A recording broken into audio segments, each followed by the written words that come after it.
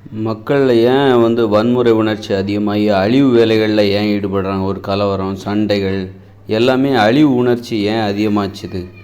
ஏன் போர்களில் ஈடுபட்டார்கள்? ஏன் கொலைவெறி? எதுக்காக இந்த மாதிரி ஏன் அழிக்கணும்னு ஆசைப்படுறாங்க? அப்படின்னா இவர்கள் யாரும் பெரும்பாலான மக்கள் படைப்பாளிகளாக வாழவில்லை. படைப்பாளிகளாக வாழ்வதென்றால் ஒரு படைப்பை உருவாக்குவது. அது எங்கே சாத்தியம் அப்படின்னா கலைத்துறையில் சாத்தியம்.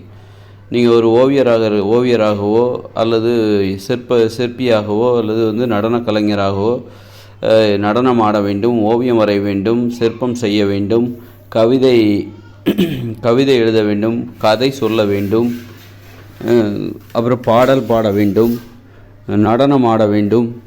இதுபோன்று கலைத்துறையோடு ஒரு தொடர்பு மக்களுக்கு இருக்க வேண்டும். அப்போ தான் அவர்கள் படைப்புகளை உருவாக்குகிற அனுபவம் அவர்களுக்கு இருக்கும். படைப்புகளை உருவாக்குகிற அனுபவம் அவர்களுக்கு இருந்தால்தான் ஒரு படைப்பை உருவாக்குவது, படைப்போட அருமை என்னன்னு தெரியும். ஒரு ஓவியத்தை வரைஞ்சாதான், ஓவியம் என்பது ஒரு படைப்பு. அப்படின்னா இந்த உலகமும் ஒரு படைப்பு தான். நீங்கள் ஒரு பொருளை அழிக்கிறீங்க அல்லது ஒரு உயிரினத்தை அழிக்கிறீங்க, அதெல்லாம் ஒரு உயிரினமும் ஒரு படைப்பு தான். ஒருத்தன் பணத்துக்காக மற்றவங்கள கொலை பண்ணுறான். போர் அப்படிங்கிற பேரில் அந்நிய நாட்டினரை கொலை செய்வதற்கு ஆர்வமாக இருத்தல். ஏன்னா அந்நிய நாட்டினரும் அதுவும் ஒரு உடம்பு தான், அதுவும் ஒரு படைப்பு தான். அப்போ படைப்போட அருமை தெரியாதனால்தான் உனக்கு இந்த கொலைவெறியே வருது. அப்போ படைப்போட அருமையை உனக்கு எப்படி தெரியணும்? இப்போது அழிவு வேலைகளில் கலவரம்னாக்கா பஸ்ஸை கொளுத்துவாங்க, வீட்டை இடிப்பாங்க. எல்லாமே ஒரு உழைப்பினால் ஏற்பட்ட ஒரு படைப்பு அப்படின்னு வச்சுக்கோங்க. வீடுங்கிறது ஒரு படைப்பு. அதை ஒரு கொத்தனாரோ சித்தாரோ சேர்ந்து அதை கட்டி முடிச்சிருப்பாங்க. அது ஒரு படைப்பு. அப்படி இருக்கும்போது ஒரு படைப்போட அருமை, ஒரு பேருந்தை வடிவமைக்கிறார்கள், அதை ரசித்து வடிவமைச்சிருப்பாங்க. அப்போ அது ஒரு படைப்பு. அதோட அருமை தெரியாதவங்க தான் அதை கலவரத்தின் போதெல்லாம் அதை கொளுத்துவாங்க. அப்போது இந்த மாதிரி அருமை தெரியணும் அப்படின்னா நீங்கள் ஒரு படைப்பாளியாக படைப்பின் அருமை தெரிய வேண்டும். அப்போ தான் நீங்கள் ஒரு படைப்பாளியாக இருந்தால் தான் உங்களுக்கு படைப்போட அருமை தெரியும். படைப்பாளியாக நீங்கள் எங்கே இருப்போம்? ஒரு கலைத்துறையில் ஒரு ஓவியத்தை வரைந்து பார்க்க வேண்டும், ஒரு ஓவியத்தை நீங்கள் உருவாக்க வேண்டும், ஒரு சிற்பத்தை செய்து பார்க்க வேண்டும், ஒரு சிற்பத்தை ரசித்து செய்து பார்க்க வேண்டும், ரசித்து நீங்கள் ஒரு ஓவியத்தை வரைய வேண்டும். அப்படி ரசித்து ஒரு கதையை சொல்ல வேண்டும், ரசித்து ஒரு சிற்பத்தை செய்திருக்கிற அனுபவம் உங்களுக்கு வேண்டும், ரசனையுடன் ஒரு கவிதையை உருவாக்குகிற அனுபவம் உங்களுக்கு வேண்டும். இப்படி ஒரு கதையை சொல்ல வேண்டும், ரசித்து. இப்படி நீங்கள் படைப்பாளியாக இருக்கும்போது தான், ஒரு படைப்பை உருவாக்கும் போது தான், அதை ரசித்து நீங்கள் அந்த படைப்புகளை, உங்களுடைய படைப்பு திறனை வெளிப்படுத்தும் போது தான் படைப்புகளோட அருமை உங்களுக்கு தெரியும். அப்போ தான் நீங்கள் அமைதியை அடைவீர்கள், அமைதியை உணர்வீர்கள். இப்போ நீங்கள் ஒரு படைப்பாளியாக இல்லாத பட்சத்தில் உங்கள் மனசில் அமைதிங்கிறது வரவே வராது. உங்களுக்கு நடனம் ஆட தெரியவில்லை, ஓவியம் வரைய தெரியவில்லை, அப்புறம் எதுவுமே உங்களுக்கு தெரியல, இசை தெரியலை, நடனம் தெரியலை, ஓவியம் வரைய தெரியல, பாட்டு பாட தெரியல, சிற்பம் செய்ய தெரியவில்லை, கவிதை எழுத தெரியவில்லை, கதை சொல்ல தெரியவில்லை. இப்படி கலைகள் சார்ந்து உங்களுக்கு எதுவுமே தெரியலைன்னா உங்கள் மனசில் அமைதி இருக்கவே இருக்காது. உங்களுக்கு படைப்புன்னா என்னன்னே தெரியாது. உங்கள் மனசில் என்ன இருக்கும்? அமைதியின்மை தான் இருக்கும். அமைதியின்மை இருக்கும் அப்படின்னா அங்கே அழிக்க வேண்டும் என்கிற வெறி இருக்குதுன்னு அர்த்தம். அழிக்க வேண்டும், எதையாவது அழிக்க வேண்டும், மனுஷங்களையாவது சரி அல்லது இந்த உலகத்தையாவது சரி அழிக்கணும் அப்படிங்கிற வெறி தான், எண்ணம் தான் மேலோங்கும். அப்போ அவங்க மனசில் அமைதி ஏற்படுத்துறதுக்கு ஒரே ஒரு வழி தான் இருக்குது. அது தியானத்தினாலேயோ வேறு எந்த ஒரு வழினாலேயோ சாத்தியமில்லை. நீங்கள் ஒரு கலைத்துறையில் உங்களுடைய பங்களிப்பு இருக்க வேண்டும். அதாவது கலைத்துறைன்னா அது கலையை தொழிலாக செய்கிறவர்கள் மாதிரி முழு நேரமும் கலையை தொழிலாக செய்கிற வேலையெல்லாம் செய்யக்கூடாது. ஒரு பகுதி சும்மா அதுக்காக தினமும் 1 மணி நேரம் ஒதுக்கணும். ஒரு சின்னதாக ஒரு ஓவியம் வரையணும். ஓவியம் வரைவதற்கு ஒரு 5 நிமிஷம் எடுத்துக்கிட்டாலே போதும், 10 நிமிஷம் எடுத்துக்கிட்டாலே போதும். ஒரு சிற்பம் செய்து பார்க்க வேண்டும். வாரத்தில் 1 நாளோ 2 நாளைக்கு 1 நாளோ ஒரு சிற்பம். டெய்லி பாட்டு பாடணும், டெய்லி டான்ஸ் ஆடணும். நடனம் ஆடுவது தினசரி தேவை. 5-10 நிமிஷம் டான்ஸ் ஆடினா போதும். தனியாக இல்லை, உங்கள் நண்பர்களோட, குடும்பத்தினரோட அதற்காக நேரம் ஒதுக்கி, இது கலைகளுக்கான நேரம் அப்படின்னு சொல்லிட்டு ஒதுக்கி உங்கள் குடும்பத்தினர் ஒட்டுமொத்தமாக அனைவருமே ஒரு கலை குறித்து உங்கள் கலை படைப்பு திறனை வெளிப்படுத்த வேண்டும். அந்த குடும்பத்தில் அமைதி இருக்கும். எந்த குடும்பத்தில் கலை படைப்புகளை வெளிப்படுத்துகிறார்களோ அந்த குடும்பத்தில் அமைதி இருக்கும். எந்த குடும்பத்தில் கலைகள் குறித்து ஆர்வமே இல்லையோ அங்கே அமைதியே இருக்காது. அதனால் வந்து படைப்போட அருமை தெரிஞ்சால் தான் நீங்கள் வந்து உங்கள் மனசில் அமைதி இருக்கும், அழிக்கணுங்கிற வெறி வந்து இருக்காது. படைப்போட அருமை எப்போ தெரியும்னா நீங்கள் படைப்புகளை உருவாக்க வேண்டும். அப்போ தான் ஒரு படைப்போட அருமை தெரியும். ஒரு பொருளை உருவாக்குவது, ஒரு படைப்பை உருவாக்குவது எவ்வளோ கஷ்டம், ஒரு உயிரை உருவாக்குவது அப்படின்னா ஒரு உயிரை உருவாக்குறது எவ்வளோ கஷ்டங்கிறது அப்போ தான் நீங்கள் உணர்வீங்க. உயிரை உருவாக்குறது, ஒரு உயிர் வந்து உருவாக்கப்படுவது எவ்வளோ கடினம் என்பது அப்போ. இப்போ வந்து பெண்களை பற்றி ஏன் பெண்களை மதிக்க மாட்டேங்கிறாங்க, பெண்களை இழிவாக நினைக்கிறாங்க பெரும்பாலானவங்கள, அதாவது நான் எல்லாரையும் நான் சொல்ல, அப்படி ஒரு கண்ணோட்டம் இருக்குதுல்ல. பெண்களை இழிவாக நினைக்கிறவங்களும் இருக்க தான் செய்கிறாங்க. கடந்த காலங்களும் ரொம்பவும் இருந்துச்சு ஒரு பெண்களை இழிவாக நினைப்பு. காரணம் என்னென்னாக்கா, கலை படைப்பு துறையில் மக்களுக்கு ஒரு அனுபவம் இல்லை. ஒரு படைப்பு, பெண் வந்து ஒரு படைப்பை உருவாக்குகிறார், இந்த உலகிற்கு கொடுக்கிறார். எல்லாருமே வந்து ஆணாக இருந்தாலும் பெண்ணாக இருந்தாலும் பெண்களின் வயிற்றிலிருந்து பிறந்தவர்கள் தான், பெண்களால் சுமந்து பெற்றெடுக்கப்பட்டவர்கள் தான். அப்படின்னா பெண் ஒரு படைப்பாளி. அப்போ பெண்ணின் அருமையை நீங்கள் தெரிய வேண்டுமென்றால், பெண் என்கிற அந்த படைப்பாளியின் உணர்வுகளை புரிந்து கொள்ள வேண்டுமென்றால் நீங்கள் ஒரு படைப்பாளியாக இருக்கணும். நீங்கள் வந்து ஆட தெரிஞ்சிருக்கணும், நடனம் ஆட தெரிஞ்சிருக்கணும், ஓவியம் வரைய தெரிஞ்சிருக்கணும், கவிதை எழுத தெரிஞ்சிருக்கணும். இது எல்லாமே தெரிஞ்சிருந்தால் மட்டும்தான் ஒரு பெண்ணின் அருமை உங்களுக்கு தெரியும். ஆனால் பெண் ஒரு படைப்பாளி. இயற்கையோடு ஒரு இயற்கையின் மனித இயற்கைன்னு வச்சுக்கோங்களேன், மனித வடிவில் உள்ள ஒரு இயற்கையும் ஒரு படைப்பாளி. இயற்கை வந்து எல்லாமே, இந்த உலகமே வந்து இயற்கை தான். இந்த பூமியை வந்து ஒரு இயற்கை அப்படின்னா இது ஒரு படைப்பாளி. பெண் வந்து மனித வடிவில் உள்ள ஒரு படைப்பாளி அப்படின்னா ஒரு பெண்ணின் உணர்வுகளை புரிந்து கொள்ள வேண்டுமென்றால், பெண் என்கிற அந்த படைப்பாளியின் உணர்வுகளையும் அவளுடைய அருமையும் புரிந்து கொள்ள வேண்டுமென்றால், நம்ம கலைத்துறையில் வந்து எல்லாருமே, அது வந்து பொதுவானது. எனக்கு ஓவியம் பிடிக்காது, நடனம் பிடிக்காதுன்னு சொல்லவே கூடாது. எனக்கு சாப்பாடு பிடிக்காதுன்னு யாராவது சொல்லுவாங்களா? அது மாதிரி தான் வந்து எனக்கு அமைதி பிடிக்காதுன்னு யாராவது சொல்லுவாங்களா? அது மாதிரி தான் கலைத்துறையில் எனக்கு ஓவியம் பிடிக்காது, சிற்பம் பிடிக்காது, கவிதை பிடிக்காதுன்னு யாரும் சொல்லவே முடியாது. விளையாட்டு பிடிக்காதுன்னு யாராவது சொன்னால் அது எப்படி உண்மையாக இருக்காதோ அது மாதிரி தான் எல்லாருக்குமே கவிதை பிடித்தே ஆக வேண்டும். பிடிச்சு தான் ஆகணும், வேறு வழி இல்லை. அது ஒரு தேவை, அமைதி தேவை. அமைதி எல்லாருக்கும் தேவை தானே, யாருக்கும் தேவை. அது மாதிரி அப்போ அந்த அமைதியை நீங்கள் அடைய வேண்டும் என்றால் உங்களுக்கு கலைத்துறையில் ஒரு பங்களிப்பு இருக்க வேண்டும். தன்னம்பிக்கை எல்லாருக்கும் தேவை தானே. அப்போ தன்னம்பிக்கை எப்படி வரும்? நீங்களும் ஒரு படைப்பை உருவாக்க வேண்டும் இந்த இயற்கைக்கு இணையாக. அப்போ தான் இயற்கையை புரிஞ்சிக்க முடியும். இயற்கை வந்து ஒரு படைப்பாளி. நீங்கள் ஒரு படைப்பை உருவாக்கும் போது தான் ஒரு படைப்பு எவ்வாறு உருவாக்கப்படுகிறது, இந்த இயற்கையானது இயற்கை படைப்புகள் எவ்வாறு உருவாக்கப்பட்டிருக்கிறது, இயற்கையில் படைப்புகள் எவ்வாறு உருவாக்கப்பட்டிருக்கிறது என்கிற உண்மையை நீங்கள் தெரிந்து கொள்வீர்கள். நீங்கள் ஒரு படைப்பாளியாக இருக்கணும். நீங்கள் உங்களுக்கு கலைகள் குறித்து எதுவுமே தெரியாது அப்படின்னா கண்டிப்பாக இயற்கையை பற்றி புரிஞ்சிக்கவும் முடியாது உங்களால்.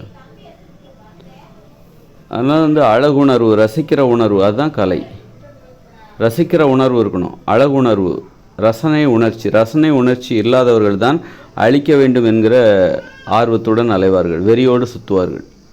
ரசனை உணர்ச்சி இருக்க வேண்டும். ரசித்து ஒரு ஓவியத்தை வரைகிற அனுபவம் இருக்க வேண்டும். ரசித்து ஒரு பொருளை உற்பத்தி செய்கிற ஒரு அனுபவம் இருக்க வேண்டும்.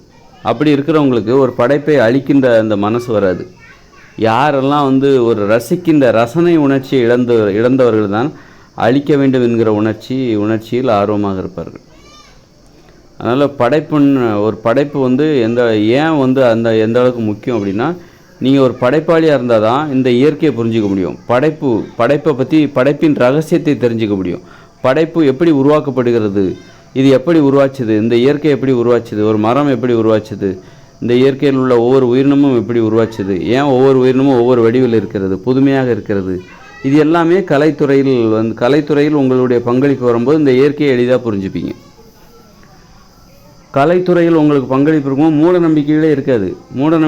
பகுத்தறிவு வளர வேண்டுமா, கலைத்துறையில் உங்களுக்கு ஒரு பங்களிப்பு இருக்க வேண்டும்.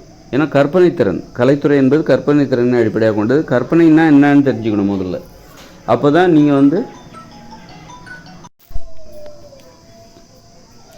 கலை படைப்புகள் வந்து எப்படி உருவாக்கப்படுகிறது, இந்த உலகம் எப்படி உருவாக்கப்படுகிறது. கலையில் வந்து கற்பனை திறன், புதுமை, அடுத்தடுத்து புதுமையாக எதையாவது உருவாக்க வேண்டும்.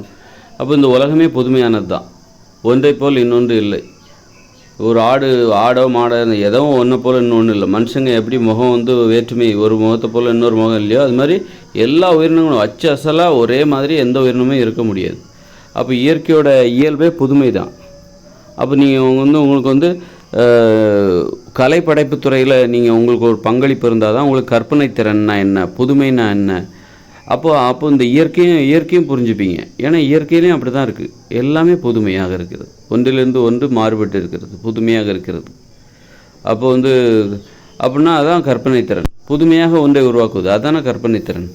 அதனால் இயற்கையின் தொழில்நுட்பம், இந்த இயற்கை என்பது ஒரு படைப்பு என்றால், இங்கு உள்ள உயிரினங்கள் எல்லாமே ஒரு படைப்பு என்றால் அதற்கான தொழில்நுட்பங்கள், அந்த படைப்பு எவ்வாறு உருவாக்கப்படுகிறது, எல்லாமே தொழில்நுட்பம்தான், இயற்கையின் தொழில்நுட்பம். அதை புரிந்து கொள்ள வேண்டுமென்றால் நீங்கள் ஒரு கலைத்துறையில் ஒரு படைப்பாளியாக இருக்க வேண்டும்.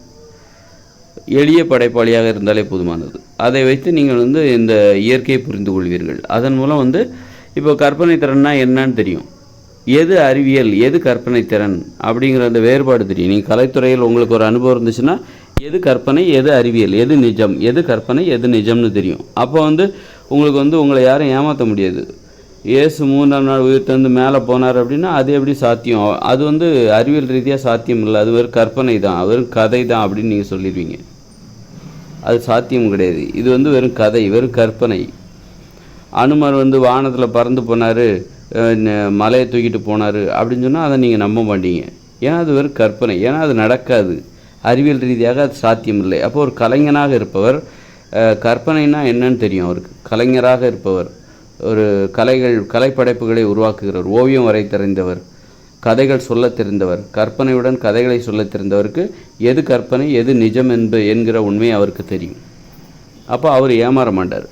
யார் ஏமாறுவாங்கன்னா கதை சொல்ல தெரியாதவங்க, கற்பனைனா என்னன்னு தெரியாதவங்க தான் இந்த மாதிரி கதைகளை கேட்டு நம்பிடுவாங்க. கற்பனை எவ்வாறு உருவாக்கப்படுகிறது, எப்படி கதைகள் உருவாகிறது, இது பற்றி யாருக்கு தெரியாதோ அவங்க தான் இந்த கதைகளை நம்புவாங்க, இது உண்மைன்னு நினைப்பாங்க. இந்த வானத்தில் இயேசு 3ஆம் நாள் உயிர்த்தெழுந்து மேலே போனார், அனுமர் மலை தூக்கிட்டு போனார் அப்படிங்கிறது இதெல்லாம் இது கற்பனை. யார் இதை நம்புவாங்க உண்மையா அப்படின்னா கதைகளே சொல்ல தெரியாதவர்கள், கதைகள் சொல்லிய அனுபவமே இல்லாதவர்கள், கற்பனை திறனே இல்லாதவர்கள், அவர்கள் தான் இதை உண்மை என்று நம்புவார்கள். நல்ல கற்பனை வளம் உடையவர்கள் இது பொய் என்று சொல்லிவிடுவார்கள். இது அறிவியல் ரீதியாக சாத்தியமில்லை, இது வெறும் கற்பனை தான். இந்த கற்பனையை இன்னும் சிறப்பாக சொல்லியிருக்கலாம், இன்னும் வேறு விதமாக கூட இன்னும் பல மாதிரியாக சொல்லியிருக்கலாம் அப்படின்னு வேணால் சொல்லுவார். அது காரணம் என்னென்னா அவருக்கு கலை படைப்பு துறையில் ஒரு அனுபவம் இருக்கிறது, கற்பனை திறன் அவருக்கு இருக்கிறது, புதுமை இந்த மாதிரி கற்பனை திறன் கலைப்படைப்பு துறையில் அனுபவம், அவருக்கு கதைகள் சொன்ன அனுபவம் இருக்கிறது. ஒரு கற்பனை எவ்வாறு உருவாக்கப்படுகிறது, கற்பனை உருவாக்குவதில் உள்ள சிரமங்கள் எல்லாமே அவருக்கு தெரியும். அதனால் அவர் இதெல்லாம் கண்டு ஏமாற மாட்டார். கலைத்துறையில் அனுபவம் உள்ளவர்கள் இது இந்த மத ரீதியாக சொல்லப்படுகிற கட்டுக்கதைகளை, அதாவது உண்மையான சம்பவம் என்று நம்மை நம்ப வைக்கின்ற கட்டுக்கதைகள், அதை பார்த்து இவங்க நம்ப மாட்டாங்க. யாருன்னா கலைத்துறையில் அனுபவம் உடையவர்கள், அவங்க நம்ப மாட்டாங்க. அப்படி நம்புகிறாங்க அப்படின்னா அதில் கலைத்துறையில் இருக்கவங்க கூட நம்புகிறாங்களே அப்படின்னு நீங்கள் சொன்னீங்கன்னா அவங்க அப்போ கலைத்துறையில் கூட அவங்கள நம்ம அவர்கள் உண்மையான படைப்பாளிகள் கிடையாது, ஒரு சுதந்திரமான படைப்பாளிகள் அவங்க கிடையாது, அவங்ககிட்ட உள்ள கற்பனை திறனில் சுதந்திரம் இல்லை, அடிமைத்தனம் தான் இருக்குது அப்படின்னு நம்ம சொல்லிடலாம். ஒரு உண்மையான கற்பனை திறன் உள்ள ஒரு படைப்பாளிகள் எது உண்மை எது சாத்தியம் எது சாத்தியம் இல்லை, எது கற்பனை திறன், கற்பனைங்கிறது என்னென்னா சாத்தியம் இல்லாதது, அறிவியல் ரீதியாக எது சாத்தியம் என்கிற வேறுபாடு தெரிந்தவராகத்தான் அவர் இருப்பார். அதனால் இயேசு மேலே போனார் 3ஆம் நாள் உயிர்த்தெழுந்தார் அப்படின்னா அது மேலே போகிறது அறிவியல் ரீதியாக சாத்தியம் இல்லை. எப்படின்னா வானத்தில் மேலே போகிறது ஏதாவது ஒரு பொருளின் உதவியோடு அவர் ஏதாவது மிஷினை உடம்புல பொருத்திக்கிட்டு அதை இயக்க செய்து மேலே நோக்கி போனார் அப்படின்னா அது நம்பலாம். வெறுமனே எந்தவித கருவிகளும் இல்லாமல் எதுவும் உதவியும் இல்லாமல் ஒருத்தர் ஆகாயத்தில் போனார் அப்படின்னா அதை நம்ப முடியாது, அப்படி போக முடியாது, அப்படி போவதற்கு எந்த ஒரு திறனும் கிடையாது. அது மாதிரி ஒரு மலையை தூக்கிட்டு போகிறார் அப்படின்னா அது ஏதாவது வானத்தில் பறக்கிற ஏதாவது பெரிய ஒரு விமானம் அதில் மலையை தூக்கிட்டு போனாரா, ஒரு சின்ன மலையை தான் தூக்கிட்டு போக முடியுமா, அப்படி எதுவும் போனாரா, அப்படி எதுவும் போகல, வெறும் கையால் தூக்கிட்டு போனார் அப்படின்னா அது சாத்தியமில்லை. அந்த மாதிரிதே ஒரு கற்பனை எது அறிவியல் ரீதியாக சாத்தியம் என்கிற திறன் என்கிற உண்மையை தெரிந்தவர்கள் யாராக இருப்பாங்க, கலைத்துறையில் படைப்புகளை வெளிப்படுத்துகிற மக்களாக இருக்க வேண்டும், கலைப்படைப்புகளை வெளிப்படுத்துகிறவர்களாக இருக்க வேண்டும். நல்ல கலைப்படைப்பு திறனை உருவாக்கி, அதாவது கவிதை எழுத தெரிந்தவர்கள், கற்பனை திறனோடு அப்படி ஒரு அனுபவம் இருந்தால் அவர்களுக்கு இயல்பாகவே கலைத்துறையில் அனுபவம் இருந்தாலே பகுத்தறிவும் வந்துடும். எது கற்பனை எது உண்மைங்கன்னு தெரிய ஆரம்பிச்சிடும். கற்பனையே செய்ய தெரியாதவர்கள் தான், கலை படைப்புகள் மீது ஒரு அனுபவமே இல்லாத மக்கள் தான் இந்த மாதிரி கட்டுக்கதைகளை உண்மையாக நம்புவார்கள்.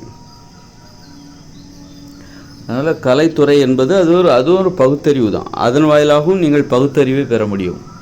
உங்களை நீங்கள் பாதுகாத்து கொள்ள முடியும். உங்களை யாரும் ஏமாற்ற முடியாது. இந்த மாதிரி மதம் சார்ந்த கட்டுக்கதைகள் மூலம் மக்களை யாரும் ஏமாற்ற முடியாது. கலைத்துறையில் அனுபவமும் மக்களுக்கு இருந்திருந்தால் மக்களை யாரும் ஏமாற்றி இருக்க முடியாது.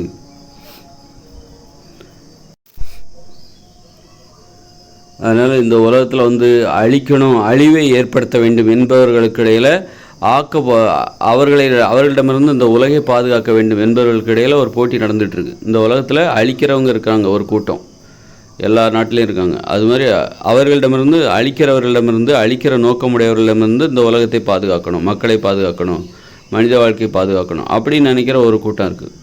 இப்படி 2 கூட்டம் இருக்குது. ஏன் அழிக்கணும்னு நினைக்கிறாங்க அப்படின்னா, அவர்களுக்கு ஒரு படைப்பாற்றல் அவர்களிடம் இல்லை, படைப்பின் அருமை தெரியவில்லை. அதனால தான் படைப்புகளை அழிக்கணும்னு நினைக்கிறாங்க. ஒருத்தர் மனுஷங்களை கொலை பண்ணணும்னு நினைக்கிறாரு அப்படின்னா, மனுஷங்க அப்படிங்கிறது ஒரு படைப்பு, அதோட அருமை தெரியலை அவருக்கு, படைப்போட அருமை தெரியலை, மனுஷங்களோட அருமை தெரியலைன்னு சொல்ல. மனுஷங்க அப்படிங்கிறது ஒரு படைப்பு, ஒரு படைப்போட அருமை தெரியலை அவருக்கு. அப்போ அவரிடம் ஒரு படைப்போட அருமையை தெரிய வைப்பதற்கு என்ன செய்ய வேண்டும் அப்படின்னா, அவர்களை கலைஞர்களாக்க வேண்டும், ஓவியம் வரைய கற்றுக் கொடுக்க வேண்டும், கவிதை எழுத கற்றுக் கொடுக்க வேண்டும். அப்போ தான் ஒரு படைப்பை உருவாக்குவதில் உள்ள சிரமம் அவர்களுக்கு தெரியும். ஒரு படைப்பு என்பது எவ்வளோ கஷ்டம், ரசனை உணர்ச்சியை அவர்களுக்குள் வர வைக்க வேண்டும். இப்போ சிறையில் கொலை குற்றவாளிகள்லாம் இருக்காங்க, திருடர்கள் இருக்காங்க, கொள்ளையடிப்பவர்கள், கொடூரமான மனம் படைத்தவர்கள், குற்றங்களை செய்துவிட்டு தண்டனை அனுபவிக்கிற அந்த குற்றவாளிகளுக்கு அவர்களை திருத்த வேண்டும் என்றால் வெறும் சிறையில் மட்டும் அடைக்கக்கூடாது. அவர்களுக்கு கலை பயிற்சிகளை கொடுக்க வேண்டும், ரசனை திறனை உருவாக்க வேண்டும், ரசித்து கலை படைப்புகளை உருவாக்குகிற அனுபவங்களை அவர்களுக்கு கொடுக்க வேண்டும், கலைஞர்களாக மாற்ற வேண்டும், அனைத்து விதமான கலைகளையும் அவர்களுக்கு கற்றுக் கொடுக்க வேண்டும், ஓவியம் வரை கற்றுக் கொடுக்க வேண்டும், கதைகள் சொல்ல கற்றுக் கொடுக்க வேண்டும், கதைகள் எழுத கற்றுக் கொடுக்க வேண்டும், கவிதை எழுத கற்றுக் கொடுக்க வேண்டும், நடனமாட கற்றுக் கொடுக்க வேண்டும். இப்படி கலை படைப்பு திறனை அவர்களிடம் உருவாக்கி, அவர்களிடம் ரசனை உணர்ச்சியை உருவாக்கி, ரசித்து ஒரு படைப்புகளை உருவாக்குகிற அனுபவங்களை அவர்களுக்கு ஏற்படுத்த வேண்டும். அவங்களுக்கு அப்போ தான் படைப்போட அருமை தெரியும். அப்போ தான் அழிக்கணும் அப்படிங்கிற கொலைவெறி அவர்களுக்கு இல்லாமல் போய் மென்மையானவர்களாக மாறிவிடுவார்கள். மனிதத்தன்மை அவர்களுக்குள் வந்துவிடும், அழிவு வெறி அவர்களிடமிருந்து இல்லாமல் போய்விடும். ஏன்னா ஒவ்வொரு படைப்பும் மனுஷங்க ஒரு ஓவியத்தை அவர் ரசித்து உருவாக்குவார், பத்திரமா வச்சுப்பார். ஒரு கொலை குற்றவாளிகள் நிறைய பேர் இருப்பாங்க ஜெயிலில், அவருக்கு நம்ம ஓவியம் வரைய கற்றுக் கொடுக்கணும். அதாவது கொலை குற்றவாளிகள் மட்டும் கிடையாது, கொலை குற்றவாளிகள் இந்த நிறுவனமாயிட்டால் அவர்களுக்கு தூக்கு தண்டனை கொடுக்க வேண்டும் என்பது என்னுடைய கருத்து. அப்போ ஏதாவது அது போன்றவர்களை சிலர் தற்காப்புக்காக கூட கொலை செஞ்சுருப்பாங்க, அல்லது சிலர் கொள்ளையடிப்பது, திருடுவது, அதுபோன்ற குற்றவாளிகள் கூட சிறையில் இருப்பாங்க. அவங்களெல்லாம் எப்படி திருத்தணும் அப்படின்னா, அவங்களுக்கு கலை படைப்புகளை கற்றுக் கொடுக்க வேண்டும்.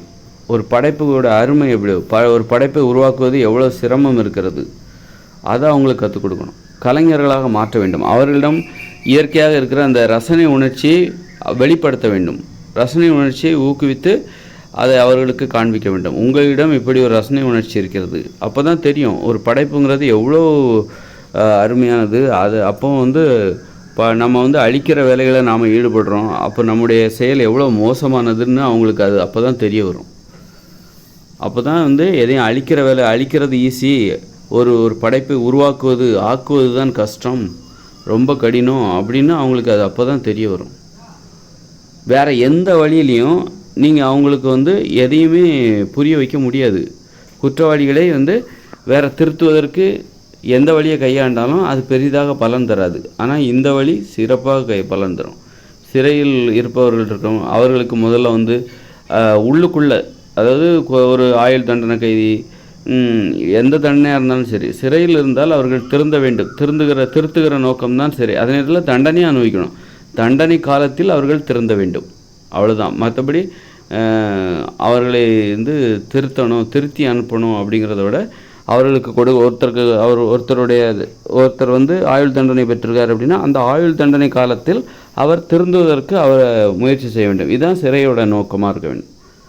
ஒருத்தர் ஒருவரை வெட்டிட்டார் அப்படின்னா அவருக்கு 5 ஆண்டு சிறை தண்டனை கொடுக்கப்படுகிறது. அவருடைய குற்றத்திற்கு 5 ஆண்டு சிறை தண்டனை. அந்த 5 ஆண்டில் அவரை திருத்த வேண்டும். அதுதான் சிறையின் நோக்கமாக இருக்க வேண்டும். அப்போது தண்டனையும் கொடுக்கணும், அந்த தண்டனை காலத்தில் அவர்களை திருத்தவும் வேண்டும். அப்படின்னா என்ன பண்ணணும்னா, முதல்ல அவர்களுக்கு படுக்கை அறைகள் நெருக்கடிச்சிட்டு படுப்பாங்களாம். ஒவ்வொரு சிறையிலையும் இடமே இருக்காதான், படுக்கிறதுக்கு இடம் இருக்காது, கழிப்பறை வசதிகள் நல்லா இருக்காது. அப்போ அந்த மாதிரிலாம் அவர்களால் ரசித்து முதல்ல ரசனை உணர்ச்சி அவர்களிடமிருந்து வெளிக்கொண்டு வர வேண்டும். அவர்கள் இவ்வளோ இடையூறுகளை அனுபவிச்சாங்கன்னா அந்த சிறையில் இருக்கிற குற்றவாளிகளால் எப்படி திருந்த முடியும்? அவர்களுக்கு இன்னும் கோபமும் கொலைவரியும் அதிகமாகத்தான் செய்யும். மேலும் மேலும் அவர்கள் குற்றவாளிகளாகத்தான் மாறுவார்கள். அதனால் இடையூறு இல்லாமல் சிறைகளில் வாழ வேண்டும். சிறை தண்டனையை இடையூறு இல்லாமல் அனுபவிக்க வேண்டும். நல்ல உணவு கொடுக்கணும்.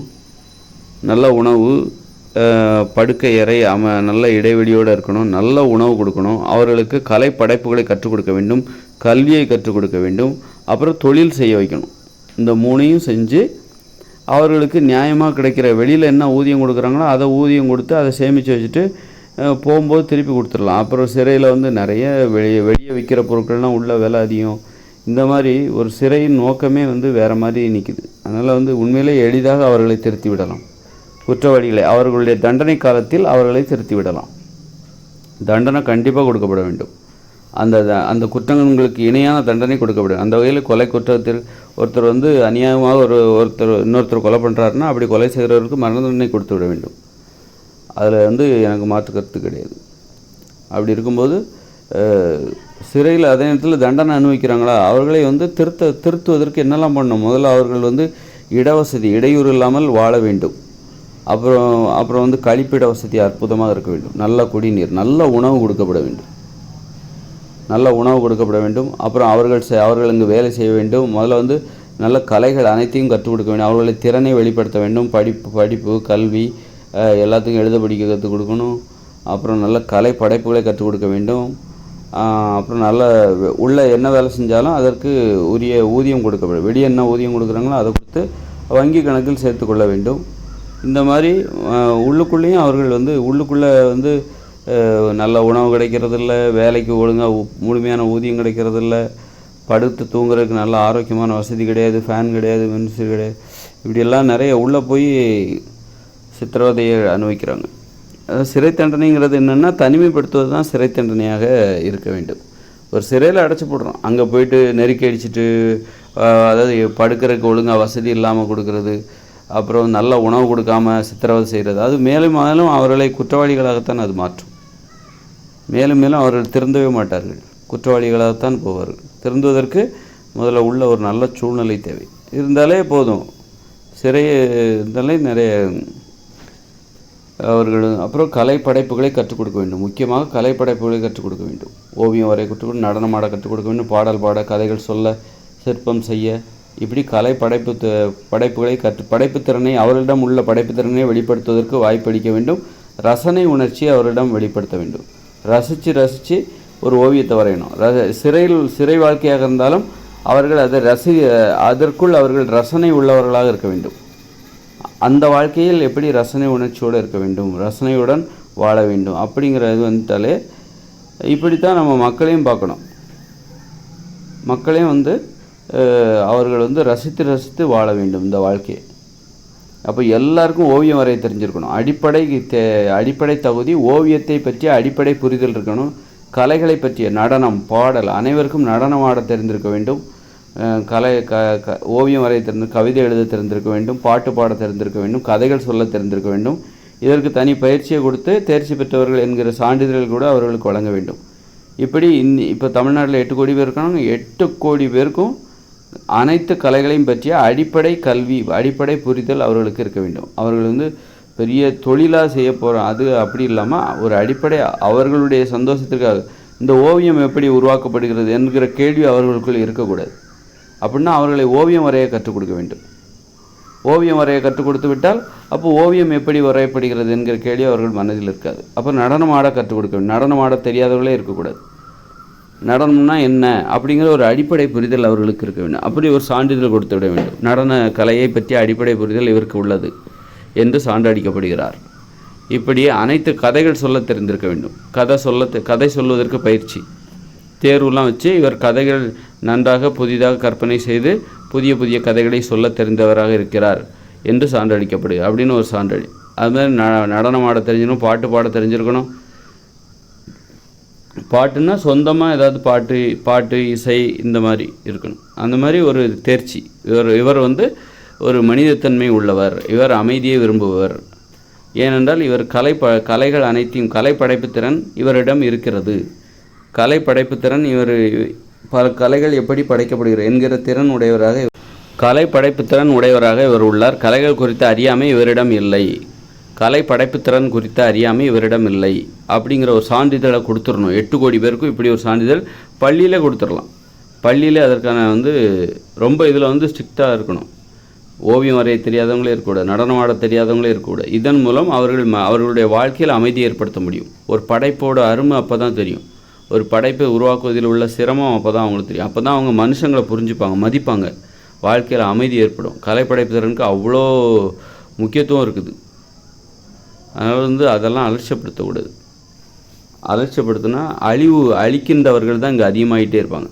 கலைகள் தெரியாதவர்கள், கலைப்படைப்பு திறன் இல்லாதவர்கள் அதிகமாக இங்கு அழிக்கின்றவர்களின் எண்ணிக்கை, அழிக்க வேண்டும் என்கிற வெறி உடையவர்களின் எண்ணிக்கை அதிகமாகிட்டே போகும். இந்த உலகத்தில் அமைதியை ஏற்படுத்த வேண்டும். அழிவு வெறி யாருக்குமே இருக்கக்கூடாதுன்னா அப்படின்னா எல்லாருக்குமே கலை படைப்புகளை கற்றுக் கொடுக்க வேண்டும். ஓவியம் வரைய தெரிந்திருக்க வேண்டும், கவிதை எழுத தெரிந்து, நடனம் ஆட தெரிந்திருக்க, பாட தெரிந்திருக்க வேண்டும், கதைகள் சொல்ல தெரிந்திருக்க வேண்டும், சிற்பம் செய்ய தெரிந்திருக்க வேண்டும். புதிய புதிய எழுத்துக்களை எப்படி உருவாக்குவது, எழுத்துக்கலைன்னு ஒன்று இருக்குது. புதிய எழுத்துக்கள் நாமெல்லாம் இப்போ பயன்படுத்துகிற எழுத்துக்கள் யாரோ உருவாக்கணும். இதுபோன்று இந்த எழுத்துக்களை எல்லாம் எப்படி உருவாக்கியிருப்பார்கள் அப்படிங்கிற ஒரு கேள்வி நமக்கு இருக்குது. அப்படின்னா நாம் அந்த கேள்விக்கு எப்படி விடை கொடுக்கணும்னா நாமளும் புதிய எழுத்துக்களை உருவாக்க வேண்டும். அதுதான் அதோட விதிமுறை. அதுதான் எழுத்துக்கலை. அப்படி ஒரு கலை இருக்குதுன்னே தெரியாது. எழுத்துக்கலைன்னா அழகாக எழுதுறது. அதான் அந்த பசங்களுக்கு போட்டி வைப்பாங்க பள்ளிக்கூடத்தில். அழகாக கட்டுரை கையெழுத்து போட்டி. அது கிடையாது. எழுத்துக்கலைன்னா அது கிடையாது. புதிய எழுத்துக்களை உருவாக்க வேண்டும். இப்போ இதெல்லாம் யாருன்னே கண்டுபிடிச்சது. இதுபோல் நீயும் ஏதாவது எழுத்துக்களை உருவாக்கு. அதுதான் எழுத்துக்கலை. அதுக்கு உச்சரிப்பெல்லாம் தேவையில்லை. வெறும் வடிவம் மட்டும் போதுமானது. இல்லை உச்சரிப்பு கொடுக்கணுன்னா கொடு. அதனால் எந்த பிரயோஜனம் இங்கே வரப்போதில்லை. அதை யாரும் பயன்படுத்த போகிறதில்ல. சும்மா இந்த எழுத்துக்கள்லாம் எப்படி உருவாக்கியிருப்பாங்க அப்படிங்கிற கேள்வி நிறைய பெரும்பாலானவங்களும் இருக்குது. இந்த உலகத்தில் 99% மேலே இந்த எழுத்துக்களை எப்படி உருவாக்கியிருப்பார்கள் அப்படிங்கிற கேள்வி இருக்குது. அந்த கேள்விக்கு விடை சொல்லணுன்னா நீங்கள் உருவாக்கி பாருங்கள்.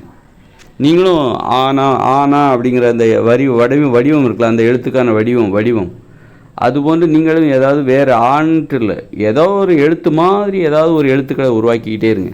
அது போன்று கோடிக்கணக்கான எழுத்துக்களை உருவாக்க முடியும். அது தெரியுமா அந்த மக்களுக்கு, மனுஷங்களுக்கு? அந்த அளவுக்கு நம்ம அறியாமையில் இருக்கும். கோடிக்கணக்கான எழுத்துக்களை நாம் உருவாக்க முடியும். உச்சரிப்பு கொடுக்கலாம், தேவைன்னா. அப்போது ஒரு எழுத்து மொழி எப்படி உருவாகி இருக்கும் என்கிற அறியாமை நமக்குள் இருக்காது. இப்படி அறியாமையில் இருக்கிறோம் நாமெல்லாம். நிறைய விஷயத்தை தெரிஞ்சிக்க வேண்டிய விஷயத்தை தெரியாமல் கலைகள் குறித்து அதெல்லாம் தேவையில்லப்பா, பணத்தை சம்பாதிப்பதற்கான வேலையை கற்றுக்கிட்டால் மட்டும் போதும் அப்படின்னு தான் நினைக்கிறாங்க. பணத்தை சம்பாதிக்கிறதுக்கு எது உதவுதோ அதை தெரிஞ்சுக்கோ அப்படின்னு நினைக்கிறாங்க. கலைகளை கற்றுக்கிட்டா நான் என்னுடைய தொழில், நான் ஒரு இன்ஜினியர், நான் எதுக்கு டான்ஸ் ஆட கற்றுக்கணும் அப்படின்னு நினைக்கிறாங்க. உன்னுடைய சுய சந்தோஷத்துக்காக நீ கலைகளை தெரிந்து கொள்ள வேண்டும். நீ உன்னுடைய தனிப்பட்ட வாழ்க்கையில் உன்னோட தொழில் நடனமாக இல்லாமல் இருக்கலாம். ஆனால் நீ ஒரு பொறியாளராக இருக்கலாம், மருத்துவராக இருக்கலாம். ஆனால் அது உன்னுடைய தொழில், நீ மற்றவங்களுக்கு சேவை செய்கிற. ஆனால் உன்னுடைய தனிப்பட்ட வாழ்க்கையில் நீ சந்தோஷமாக இருக்கணும், மகிழ்ச்சியாக இருக்கணும்னா உனக்கு கலைகள் தெரிந்திருக்க வேண்டும். உன்னுடைய சுய சந்தோஷத்திற்காக, உனது குடும்ப மகிழ்ச்சிக்காக, உனது வாழ்வில் நீ மகிழ்ச்சியாக வாழ்வதற்காக இந்த ஆட தெரிந்திருக்க வேண்டும், பாட தெரிந்திருக்க வேண்டும், கவிதை எழுதவும், ஓவியம் எழுதவும், கதைகள் சொல்லவும் இதெல்லாம் தெரிந்திருக்க வேண்டும், சிற்பம் செய்ய தெரிந்திருக்க வேண்டும். அப்போ தான் நீ மகிழ்ச்சியாக இருக்க முடியும். உன்னுடைய தனிப்பட்ட வாழ்க்கையில் நீ மகிழ்ச்சியாக இருக்க முடியும். தனிப்பட்ட வாழ்க்கையை மகிழ்ச்சியாக வைத்துக் கொள்வதற்கு தான் இந்த கலைப்படைப்புகள் தேவைப்படுகிறது, பணம் சம்பாதிப்பதற்காக அல்ல. அதனால் படைப்புத்திறன் தான் மகிழ்ச்சியான வாழ்க்கைக்கும் அமைதியான வாழ்க்கைக்கும் உதவும். அழிவு வெறி, நமக்குள்ளே இருக்கிற அழிக்கணுங்கிற வெறி குறைக்கணும் அப்படின்னா அதற்கு இந்த கலைகளை கற்றுக்கொள்ள வேண்டும். கலைகளை அனைவரும் கற்றுக்கொள்வதை கட்டாயமாக்க வேண்டும். அதை நம்ம ரொம்ப எளிதாகவே பண்ணலாம். பள்ளிக்கூடத்தில் அதற்கான ஆசிரியர்களை நியமித்து அவர்களுக்கு கலை படைப்புகள் குறித்த ஒரு அடிப்படை புரிதலை மட்டும் ஏற்படுத்தி விட்டாலே போதுமானது. எல்லாருக்குமே கலைப்படைப்புன்னா என்னன்னு தெரிஞ்சிட போகுது. ரொம்ப எளிது. மற்ற பாடத்துக்கு எவ்வளோ முக்கியத்துவம் கொடுக்குறீங்கன்னா அதே மாதிரி ஓவிய பாடம், நடன பாடம், பாடல் கலை, இசை, சிற்பம், இப்படி எல்லாவற்றுக்கும் ஆசிரியர்களை நியமித்து மாணவர்களை ஒரு தேர்ச்சி பெற வைக்கணும். யாரும் ஓவியம் வரைய தெரியாதவங்க யாருமே இருக்கக்கூடாது, நடனம் ஆட தெரியாதவங்க யாருமே இருக்கக்கூடாது. பள்ளிக்கூடத்தை விட இப்போ பெரியவங்களாயிட்டாங்க, நாங்கள்லாம் பள்ளிக்கூடத்துலேயே படிக்கலையப்பா, நம்மலாம் இப்போ வயசு அதிகமாகிடுச்சு, அப்போ எங்களுக்கெல்லாம் ஓவியம் வரைய தெரியாதே, நாங்கள் என்ன பண்ணுவோம் அப்படின்னா அவங்களுக்குன்னு தனியாக வகுப்புகள் உருவாக்கப்பட வேண்டும். யாருமே கலைகள் குறித்து தெரியாமலே இருக்கக்கூடாது. ஏன்னா அப்போ தான் இந்த மனித வாழ்க்கை அமைதியாக இருக்கும், மகிழ்ச்சியாகவும் இருக்கும். இந்த ரசித்து வாழ்வார்கள். ரசனை உணர்ச்சி எப்போ வரும்னா கலை படைப்புகளை உருவாக்கும் போது தான் வரும். ரசித்து நீங்கள் வாழ வேண்டும். அப்போ தான் ஒரு பொருளை ஒரு பொருளோட அருமை, ஒரு படைப்போட அருமை, ஒரு உயிரோட அருமை அப்போ தான் தெரியும். அழிக்கிற வேலைகளை அப்போ தான் ஈடுபட மாட்டீங்க. அழிக்கணுங்கிற எண்ணம் வரவே வராது. மாமிசம்லாம் சாப்பிட்றீங்க, மாட்டை கொல்றீங்க, ஆட்டை கொல்றீங்க, அதெல்லாம் அழிக்கணுங்கிற வெறி. ரசிக்கின்ற உணர்ச்சி இல்லைன்னு அர்த்தம். ஒரு படைப்பு திறன் உங்ககிட்ட இல்லை, ஒரு படைப்போட அருமை தெரியலை, அதுவும் ஒரு படைப்பு தானே. ஒரு ஆடோ மாடோ அதுவும் ஒரு படைப்பு தானே, அற்புதமான ஒரு படைப்பு. நொடி பொழுதில் அதில் நாசமாக்கிறோம்ல. ஒருவேளை சோத்துக்காக, ஒருவேளை சாப்பாட்டுக்காக நொடி பொழுதில் ஒரு ஆடு மாடை கொன்னுடுறோம். படைப்போட அருமை தெரியலை நமக்கு. அதனால் படைப்பாளியாக மாற வேண்டும். அப்படி அதோட அருமை தெரிகிற நீங்கள் மென்மையாக மாறுவதை நீங்கள் கவனிக்க வேண்டும். ஒரு படைப்பாளியாக வாழும்போது நான் மென்மையாக மாறிவிட்டேன், எனக்குள் நடந்த மாற்றங்களை நீங்கள் கவனிக்க வேண்டும். உங்களுக்குள் நடந்த மாற்றங்களை நீங்கள் கவனிப்பவராக இருக்க வேண்டும். அதனால் ஒரு படைப்பு திறன் உடையவர்களாக கலைகள் குறித்த அறிவை மக்களுக்கு ஏற்படுத்தும் போது தான் இந்த மனித வாழ்வில் அழிவு வெறி தனியும், மனித வாழ்வில் அமைதி பரவும், அமைதி பெருகும். படைப்பின் ரகசியத்தை தெரிந்து கொள்ள வேண்டுமென்றால், படைப்பு பற்றிய உண்மையை தெரிந்து கொள்ளணும்னால் படைப்பாளிகளாக மாற வேண்டும். கலை படைப்பு திறனை அதோட வேலை தான். நீங்கள் படைப்பை புரிஞ்சுக்கணும். இந்த இயற்கை படைப்பை புரிஞ்சு கொள்ள வேணும். புரிஞ்சுக்கிட்டாமல் அவங்க வாழக்கூடாது. பகுத்தறிவோடு வாழ்ந்தால் தான் வாழ முடியும். பகுத்தறிவோடு வாழ்ந்தால் தான் ஆக்கப்பூர்வமான வாழ்வை நோக்கி போக முடியும். பகுத்தறிவு இல்லாமல் மூட நம்பிக்கையோடு வாழ்ந்தோம் அப்படின்னா நம்ம அழிவை நோக்கி தான் நம்ம போவோம். அதனால் ஆக்கப்பூர்வமான வாழ்க்கை, பகுத்தறிவு சார்ந்த வாழ்க்கை என்பது என்னவென்றால் படைப்பு பற்றிய அறிவை வளர்த்து கொள்ளுதல், படைப்பின் ரகசியத்தை தெரிந்து கொள்ளுதல், இந்த படைப்புகளோட தொழில்நுட்பத்தை தெரிந்து கொள்ளுதல். எப்படி இந்த படைப்புகள் உருவாக்கப்படுகிறது அந்த தொழில்நுட்பத்தை நீங்கள் தெரிஞ்சுக்கணும். அப்படின்னா நீங்கள் படைப்பாளிகளாக மாற வேண்டும். படைப்பாளினா கலை படைப்பாளிகளாக மாற வேண்டும். நடனமாட தெரிந்திருக்க வேண்டும், ஓவியம் வரைய தெரிந்திருக்க வேண்டும், சிலை செய்ய தெரிந்திருக்க வேண்டும். சிலைன்னா என்னது? உருவம் சார்ந்த அறிவு. ஓவியம்னா என்ன? காட்சி சார்ந்த அறிவு. இந்த படைப்பு நமக்கு எப்படி தெரியுது? காட்சியாக தெரிகிறது. இந்த படைப்புக்குள்ளே என்ன இருக்குது? ஒவ்வொன்றும் உருவங்கள். மரம் என்பது ஒரு உருவம், மனுஷங்க ஒரு உருவம், ஆடு மாடு எல்லாமே ஒரு உருவம். அப்படின்னா அது பற்றிய அறிவு தான் சிற்பக்கலை. காட்சி சார்ந்த அறிவு. நமது கண்களுக்கு எல்லாமே தெரியுது, உருவங்கள் எல்லாமே தெரியுதில்ல, இது காட்சி சார்ந்த அறிவு. அந்த அறிவை நம்ம புரிஞ்சுக்கணும். ஓவியத்தின் மூலம் நம்ம காட்சி சார்ந்த அறிவு பெருகும். அது ஓவியக்கலையை கற்றுக்கொள்வதன் மூலம், ஓவியம் வரைவதன் மூலம். இப்படி அப்புறம் பாடல், இசை, இது எல்லாமே இயற்கையை புரிந்து கொள்வதற்கான வழி.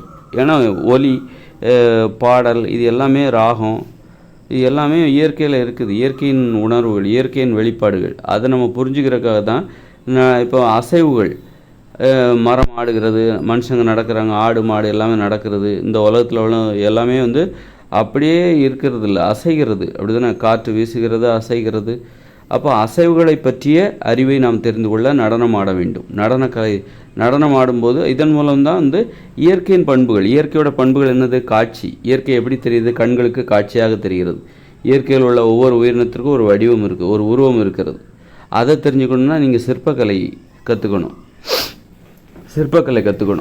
அப்புறம் இந்த நம்ம பேசுகிறதுல ஒரு ராகம் இருக்குது. அந்த ராகம்தான் என்னது? பாடல் கலை என்பது. அப்புறம் இந்த உலகத்தில் இருக்கிற எல்லா உயிரினமும் அசைகின்றது, இயங்குகின்றது. மரம் மரம் காற்று அடிக்கும்போது மரம் ஆடுகின்றது, மனுஷங்க நடக்கிறாங்க, ஆடு மாடு நடக்குது, முன்னும் இப்படி இருக்குல்ல. இதை நம்ம புரிஞ்சுக்கணும். இதுவும் ஒரு இயற்கையோட பண்பு, ஒரு படைப்பின் பண்பு. ஒரு படைப்பு என்பது எப்படிப்பட்டது என்றால் அது காட்சி. நமக்கு கண்களுக்கு தெரியும். இந்த மரம் எல்லாமே படைப்பு தானே, இந்த உலகமே படைப்பு தானே, அது நம்ம கண்களுக்கு தெரியும். அது சார்ந்த அறிவு தான் ஓவியம். கண்களுக்கு காட்சி சார்ந்த அறிவு. படைப்பு என்பது ஒரு காட்சி சார்ந்த அறிவு. அதில் ஒலி இருக்குது, அப்புறம் உருவம் இருக்கிறது. படைப்பு என்பது அங்கே உருவம் இருக்கிறது, உயிரினங்களின் வடிவம். அப்போ அது சார்ந்த அறிவு தான் சிற்பம். இப்படி அப்புறம் ஒலி, படைப்புகள்லேருந்து சத்தம் கேட்குதில்ல, அந்த சத்தம் சார்ந்தது தான் எதுவாக இருக்கிறது.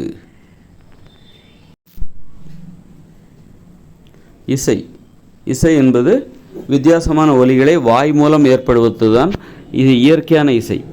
நீங்கள் இசை கருவிகள் மூலம் எழுப்புகின்ற இசை இருக்குல்ல, அது இயற்கையான இசையே கிடையாது. அது மாதிரி இயற்கையான இசை என்பது என்னென்னா, உங்கள் வாய் மூலமாக வித்தியாசமான ஒலிகளை எழுப்பி அதற்கு தகுந்தாற் போன்று நடனம் ஆட வேண்டும். அப்போது உங்கள் அசையும் போது சத்தம் கேட்குது, அப்படி தானே? அசையும் போது, மரம் அசையும் போது ஒரு சத்தம் கேட்குது, காற்று பயணிக்கும் போது ஒரு சத்தம் கேட்கிறது, ஆடு மாடுகள் நடக்கும்போது ஒரு சத்தம் கேட்க தான் செய்யுது. அப்போது சத்தம் கேட்கிறது, அப்போ ஆடு மாடுகளும் சத்தம் எழுப்புகின்றது அப்படின்லாம் இருக்குல்ல. அப்போ நீங்கள் நடனம் ஆடும்போது ஏன் இசைக்கு தகுந்தாற் போன்று நடனம் ஆட வேண்டும் என்றால், அசைவுகளுக்கு தகுந்தாற் போன்று இங்கு ஒலி கேட்கிறது. ஒரு மரம் அசைகின்றது என்றால் அதற்கு தகுந்தாற் போன்று ஒலி கேட்கிறது, ஒலியும் எழும்புகிறது. ஒரு மாடு நடக்கின்றது, அதற்கு தகுந்தாற் போன்று அங்கு சத்தம் கேட்கிறது. ஒரு குதிரை ஓடுகிறது அப்படின்னா அதுக்கு தகுந்தாற் போன்று குதிரை ஓடுகிறது என்பதை நாம் தெரிந்து கொள்கிறோம், அதை பார்க்காமலே. காரணம் அதன் இசை, அது ஓடும்போது எழுப்பும் ஒலி. அப்போது ஒவ்வொரு அசைவுகளும் இந்த உலகத்தில் இந்த படைப்போட தன்மையை பாருங்கள். அது அசையும் போது கூடவே ஒலியும் சேர்ந்து எழும்புகிறது, ஒலியும் சேர்ந்து வருகிறது. சத்தம் இல்லாமல் எந்த அசைவுகளும் இங்கே இல்லை. ஒரு மென்மையான சத்தம் இங்கே இருக்குது. நம்ம காதுகளுக்கு கேட்கின்ற திறன் அந்த அளவுக்கு நுட்பமாக இருக்க வேண்டும். அப்போ அதை கூட நம்ம தெரிஞ்சுக்கலாம். ஒரு எறும்பு நடக்கும்போது கூட ஒலி எழும்பும், அதை நம்ம கேட்கிற திறன் நமக்கு காதுகளுக்கு இல்லாமல் இருக்கலாம். ஒரு எறும்பு நடக்குது, அது எப்படி சத்தம் இல்லாமல் அது நடக்கும்போது சத்தம் கேட்காதா? கேட்கும், அதை கேட்குற திறன் நமக்கு இல்லை. ஒரு பட்டாம்பூச்சி பறக்கும்போது சத்தம் எழும்போம், அதை கேட்குற திறன் நமக்கு இல்லை, நமது காதுகளுக்கு இல்லை. ஆனால் அது எறும்பு நடக்கும்போது எறும்போட காதுகளுக்கு அது கேட்கலாம். எறும்புகள் கூட்டமாக வந்து கொண்டு இருக்கிறது, வேகமாக வேலை செஞ்சிட்ருக்காங்க போது ஒரு சத்தம், எறும்புகளும் சத்தமிடும், அவற்றிற்கும் வாய் இருக்குது, ஒலி எழுப்போம். ஆனால் அந்த ஒலி என்பது நமக்கு கேட்கறது இல்லைன்னு நினைக்கிறேன், நம்மால் கேட்க முடியாது. அந்த மாதிரி அசைவுகள் ஒலிகளை எழுப்புகிறது. அப்போ அதே மாதிரி தான் நடனம் ஆடும்போது நாம் ஒலி எழுப்பிக்கொண்டே நடனம் ஆட வேண்டும். அதுதான் இசை. இசைன்னா என்னென்னா, அசையும் போது ஏற்படுகிற ஒலி தான் இசை. இசை இதுதான் தமிழ் மொழி. பாருங்கள், அசையும் போது ஏற்படும் ஒலி தான் இசை, அசைவுகளால் ஏற்படும் ஒலி தான் இசை. அப்போ நடனம் ஆடும்போது நாம் இசைத்து கொண்டே நடனம் ஆட வேண்டும். இசை இல்லாமல் நீங்கள் நடனம் ஆட முடியாது. இசை இல்லாமல் அசை, ஓசை, பார்த்திங்களா? இசையின் ஒலி ஓசை அப்படின்னு ரொம்ப பெரிய இதெல்லாம் வேண்டாம் சொல்கிறேன். இப்படியெல்லாம் பாருங்கள், தமிழ் மொழி எவ்வளோ அற்புதமாக இருப்பார். அப்போ ஒரு அசைவு என்பது நீங்கள் நடனம் ஆடுகிறீர்கள் என்றால் கண்டிப்பாக ஒலி இருக்கணும். அதான் இசை இல்லாமல் நீங்கள் நடனம் ஆடக்கூடாது. நீங்கள் இசைக்கிறீர்கள் என்றால் நடனம் ஆட வேண்டும். அதனால் நடன அசைவுகளுக்கு தந்தார் போன்று நீங்களே உங்கள் வாயால் ஒலிகளை எழுப்ப வேண்டும், இசையை எழுப்ப வேண்டும். இசைத்து கொண்டே நீங்கள் வாயால் இசைத்து கொண்டே நடனம் ஆட வேண்டும். இந்த 2 வேலையும் நீங்கள் செய்யணும். இதுதான் நடனக்கலை. இப்படி படைப்பின் ரகசியத்தை, படைப்பில் இப்படியெல்லாம் ரகசியம் இருக்குது. அப்போ பாடல் எதுலேருந்து வருது? நம்ம பேசுகிறோம்ல, பாடலில் எது முக்கியம்னா ராகம்தான் முக்கியம். அந்த ராகம் இருக்குல்ல, ஏற்ற இறக்கத்தோடு பேசுகிறோம்ல, அந்த ராகம் அது நம்ம பேசுவதிலிருந்து அந்த ராகத்தை புரிஞ்சுக்கணும். அப்படிங்கிறதுக்காக ராகத்தை மட்டும் தனியாக எடுத்து அதை ரசிக்கணும். ஒரு பேசுவதை ரசிக்கணும்னா அதில் நிறைய விஷயங்கள் இருக்குது. ராகத்தை ரசிக்கலாம், ஏற்ற இறக்கத்தோடு பேசணும், உணர்வுபூர்வமாக பேசணும். அந்த ராகத்தை தனியாக எடுத்து அதுதான் பாடல் கலையாக வெளிவருகிறது. கவிதைன்னா என்னன்னாக்கா, வார்த்தைகள் நம்ம பேசும்போது நிறைய வார்த்தைகளை பயன்படுத்துகிறோம். கவிதையை எழுதி வாசிக்கணும், மனசுக்குள்ளே படிக்காமல் வெளியில் வாசிக்கலாம். ஆனால் கவிதை எழுதும்போது நம்ம வாய் விட்டு எழுதக்கூடாது. எழுதும்போது மனசுக்குள்ளே தான் அதோட வார்த்தைகளை கற்பனை செய்ய வேண்டும். அதை மனசுக்குள்ளே கூட படிக்கலாம், வாய் விட்டும் படிக்கலாம், மனசுக்குள்ளேயும் படிக்கலாம். கவிதை அதில் எழுத்துக்கள் நம்ம பயன்படுத்துகிற வார்த்தைகளில் ஒரு எதுகை மோனையெல்லாம் இருக்குல்ல, அது சார்ந்த அறிவை தெரிந்து கொள்வதற்காக தான் கவிதை கண்டுபிடிக்கப்பட்டது. இந்த எதுகை மோனை குறித்த அறிவு, புதிய புதிய வார்த்தைகளை கண்டுபிடிப்பது.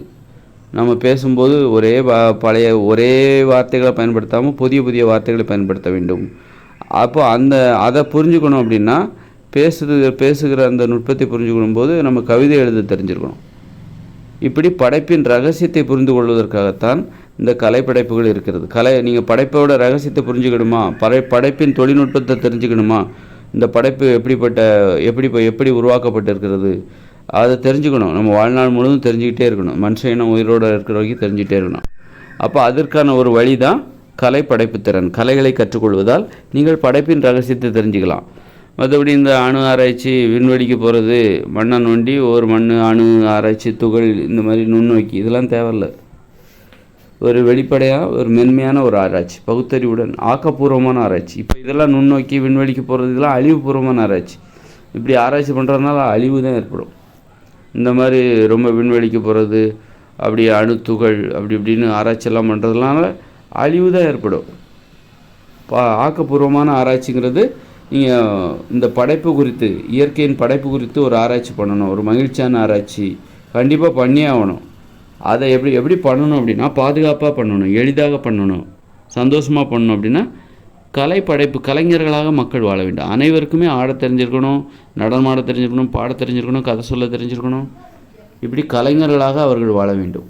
எல்லா மக்களுக்குமே இது அடிப்படையான தேவை. அப்போ தான் இந்த படைப்பின் ரகசியத்தை தெரிஞ்சிக்க முடியும். இந்த படைப்போட ரகசியத்தை எந்தவித பாதிப்பும் இல்லாமல் தெரிஞ்சுக்கலாம். இப்போ அணுவை பற்றி ஒரு விஞ்ஞானி கண்டுபிடிக்கிறாருன்னு வச்சுக்கோங்க. அவர் படைப்போட ரகசியத்தை கண்டுபிடிக்கிறார். ஆனால் அதை வச்சு அணுகுண்டையும் கண்டுபிடிச்சிட்டாங்க. அணுகுண்டையும் கண்டுபிடிக்க முடியும், உருவாக்க முடியுங்கிற உண்மையை தெரிஞ்சுக்கிட்டாங்க. அப்போ அதனால் அழிவு தான். அதனால் படைப்போட ரகசியத்தை தெரிஞ்சிக்கும் போது நமக்கு அழிவுகள் ஏற்படக்கூடாது. அழிவு சார்ந்த வேலைகளில் ஈடுபடுவதற்காக படைப்பின் ரகசியத்தை தெரிந்து கொள்ளக்கூடாது. படைப்பின் ரகசியத்தை எப்படி தெரிஞ்சுக்கணும்னா கலைப்படைப்பு கலைஞர்களாக இருக்க வேண்டும். கலைப்படைப்பு திறனை, உங்களிடம் உள்ள கலைப்படைப்பு திறனை வெளிப்படுத்தும். அதன் மூலம் நீங்கள் இந்த இயற்கையின் படைப்பின் ரகசியத்தை தெரிந்து கொள்வீர்கள். இந்த படைப்பு என்பது என்னவாக இருக்குது? ஒலி, அசைவுகள், இயக்கம், உருவம், காட்சி, இதெல்லாம் இருக்குல்ல. அப்புறம் பேசுவதில் உள்ள ஏற்ற இறக்கம், பேசுவதில் வார்த்தைகள் பயன்படுத்துவது, எதுகை மோனை, இது எல்லாமே கவிதை, பாடல், ராகம், இசை, அசைவுகளாகிய நடனம் எல்லாமே படைப்பின் ரகசியத்தை நீங்கள் எந்தவித பாதிப்பும் இல்லாமல் தெரிந்து கொள்வதற்கான ஒரு வழி. ரொம்பவும் கஷ்டப்படாமல் ஜாலியாக தெரிஞ்சுக்கலாம். படைப்பின் ரகசியத்தை ஆராய்ச்சி பண்ணுறதுக்கான ஒரே வழி கலைத்துறை தான். ஆராய்ச்சி பண்ணுறதுனால அழிவு ஏற்படக்கூடாது. அழிவு ஏற்படும், மகிழ்ச்சி தான் ஏற்படணும். இப்போ பாருங்கள், விஞ்ஞானி அணுத்துகளை கண்டுபிடிச்சார், அதை கண்டுபிடிச்சார், இதை கண்டுபிடிச்சார், விண்வெளிக்கு போனார், அணுகுண்டை கண்டுபிடிச்சார். ஒரு ஜப்பானில் தூக்கி அந்த குண்டை தூக்கி போட்டார். அப்படி 2 லட்சம் வருஷத்து போயிட்டாங்க. இன்றைக்கி அணு ஆயுதங்கள் உலகமே இந்த மனித இனம் தப்பிக்குமா அப்படிங்கிற அளவுக்கு தப்பிச்சு வருமா, மீளுமா, இன்னும் 20 வருஷம்தான் அவகாசம். இன்னும் 20 வருஷத்துக்குள்ளே எதுவுமே நடக்கலை அப்படின்னா மனுஷன் இனம் தப்பிச்சிரும். அதன் பிறகு இன்னும் 20 வருஷத்துக்கு அப்புறம் இனிமேல் பிறக்கிற குழந்தைகள் இருக்காங்களே, அவங்களால விஞ்ஞானி ஆக முடியாது. அவங்களால பொறியாளராகவோ மருத்துவராகவோ அவர்கள் ஆவார்கள். அதாவது விஞ்ஞானின்னா அவர்களுக்கு எளிமையான விஞ்ஞானி, இயற்கை விஞ்ஞானி. சும்மா மழை வருதா இல்லையா, இன்றைக்கி அமாவாசையா இல்லை பௌர்ணமி எப்போ வரும், இன்றைக்கி இன்னும் எத்தனை, இதுதான் விண்வெளியை பற்றிய அறிவு. இன்றைக்கி மழை வருமா வராதா, இதுதான் விண்வெளியை பற்றிய அறிவு. இந்த அளவுக்கு மேலோட்டமான ஒரு அறிவு, அதுதான் பாதுகாப்பு. ரொம்பவும் டீப்பாக போகிறீங்கன்னா அது ரொம்ப ஆபத்து. அதனால் இப்படித்தான், இதுதான் ஆக்கப்பூர்வமான அறிவு. ஆக்கப்பூர்வமாக நீங்கள் இயற்கை பற்றி தெரிந்து கொள்வது, மகிழ்ச்சியாக இயற்கை பற்றி தெரிந்து கொள்வது, யாருக்கும் இடையூறு வரக்கூடாது, யாருக்கும் அழிவு ஏற்படக்கூடாது. அதுதான் இயற்கையை பற்றி தெரிஞ்சுக்கிற படைப்பின் ரகசியம். படைப்பின் ரகசியத்தை தெரிஞ்சுக்கும் போது படைப்போட தொழில்நுட்பம், ஒரு படைப்பு உருவாக்கப்படும் போது ஏற்படுகிற சிரமம், அந்த தொழில்நுட்பம். ஒரு மரம் ஏன் கரடு முரடாக இருக்கிறது, ஒரு யானையின் தோல் ஏன் அவ்வளோ கடினமாக இருக்கிறது, மனுஷங்களோட தோல் ஏன் மென்மையாக இருக்குது, ஒரு ஒரு பல்லியோட தோல் ஏன் அப்படி இருக்குது, இதெல்லாம் தொழில்நுட்பம். எப்படி நிறம் மாறுகிறது, பச்சோந்தியின் உடல் நிறம் மாறுகிறது, எல்லாம் தொழில்நுட்பம். எல்லாமே அதில் ஒரு நுட்பம் இருக்குது, எல்லாமே தொழில்நுட்பம். அப்போ நீங்கள் இதெல்லாம் தெரிஞ்சுக்கணுன்னா நீங்கள் கலை படைப்பு திறன், ஓவியம் வரைய தெரிஞ்சிருக்கணும், சிற்பம் செய்ய தெரிஞ்சிருக்கணும். ஏன் யானையின் உடல் அப்படி வடிவமாக இருக்குது, அவ்வளோ பெருசாக இருக்குது, ஏன் அதுக்கு 4 கால், ஒரு தும்பிக்கை ஏன் வச்சாங்க, பேலன்ஸ் பண்ணுறதுக்காக. ஒரு பெரிய உருவம் படைக்கப்படும் பொழுது ஒரு பேலன்ஸ், சமநிலை. இந்த மாதிரி நிறைய படைப்பு சார்ந்த விதிமுறைகள்லாம் இருக்குது. அதை தெரிஞ்சுக்கணுன்னா நீங்கள் ஒரு ஓவியம் வரைஞ்சி பாருங்கள், அப்போ தெரியும். இந்த இடத்துல ஒரு புள்ளி வைக்கணும், இந்த இடத்துல டார்க்காக ஷேடு கொடுக்கணும், இந்த இடத்துல ஒரு பளிச்சுன்னு ஒரு வண்ணத்தை வைக்க வேண்டும் அப்படின்னு. அந்த சமநிலை சார்ந்த அறிவு, இதெல்லாம் அடிப்படையாக வச்சு தான் இங்கே உருவங்களும் உயிர்களும் படைக்கப்படுகிறது, இயற்கையாக உருவாகிறது. அப்போ இயற்கையின் ரகசியத்தை, இயற்கையின் தொழில்நுட்பத்தை, படைப்பின் ரகசியத்தை, படைப்பு சார்ந்த அறிவை பெற வேண்டுமென்றால் நீங்கள் கலைஞர்களாக இருக்க வேண்டும். ஒவ்வொருத்தரும் கலைஞர். அப்போ யாருமே அழிக்கணுங்கிற எண்ணமே வராது. படைப்பு எப்படி இந்த படைப்பு உருவாக்கப்படுகிறது அப்படின்னு தெரியவே இல்லை. எப்படி இந்த உருவங்கள் உருவாக்கப்படுகிறது, அப்போ தான் கடவுள் கண்டுபிடிச்சிட்டாரு. 7ஆவது நாள் ஏதோ கடவுள் கண்டுபிடிச்சிட்டாரு, எல்லாத்தையும் படைச்சிட்டு 7ஆவது நாள் சூரியனை கண்டுபிடிச்சாரு அப்படிங்கிறோம். அப்போ நாட்களை எப்படிப்பா நீ கண்டுபிடிச்ச, 7 நாள்னு சொல்கிறியே, எதை வச்சு சொல்கிற, சூரியனை லாஸ்ட்டாக தான் கண்டுபிடிச்ச அப்படின்னு சொல்கிற. அப்படின்னா நாளுங்கிறத எப்படி கண்டுபிடிச்ச? ஒரு சூரியன் சூரியன் ஒரு சூரியனை பூமி ஒரு வாட்டி சுற்றி வர்றது, தன்னைத்தானே சுற்றி கொண்டு சூரியனையும் சுற்றி வரும்போது அது தன்னைத்தானே சுற்றி கொள்ளுகிறது தான் ஒரு நாள். அப்போது சூரியனையே கண்டுபிடிக்காமல் நீ நாள் கணக்கை எப்படி கண்டுபிடிச்ச அப்படின்லாம் ஒரு பதிவை நான் பார்த்தேன். அந்த மாதிரி படைப்பின் ரகசியத்தை தெரிந்து கொள்ள, படைப்போட தொழில்நுட்பத்தை தெரிஞ்சு கொள்ள நீங்கள் கலைஞர்களாக இருக்க வேண்டும். கலை பற்றிய அறிவு மக்களுக்கு இருக்குது. அப்போ தான் அவங்களுக்கு ஏன் வெறி வருது, வன்முறை அழிக்கணுங்கிற எண்ணம் ஏன் வருதுன்னா, இந்த படைப்பு எப்படி உருவாக்கப்பட்டது, இந்த உலகம் எப்படி உருவாக்கப்பட்டது அவனுக்கு தெரியவே மாட்டேங்குது. ஏன்னா அவன் அவங்களுக்கு அந்த மாதிரி கொலைவெறி உள்ளவர்கள் ஒரு ஓவியம் வரைய தெரியாது, ரசித்து ஒரு பாட்டு பாட தெரியாது, படைப்பு திறனை பற்றி ஒரு அறிவுமே இருக்காது. அப்போ படைப்பு எப்படி உருவாக்கப்பட்டது, கோபம் வந்துடும், குழப்பம் வந்துடும். என்னடா சந்தேகமாக எப்படி இந்த உலகம், கேள்விகள் அதிகமாகும், மனசில் நெருக்கடி அதிகமாகும்.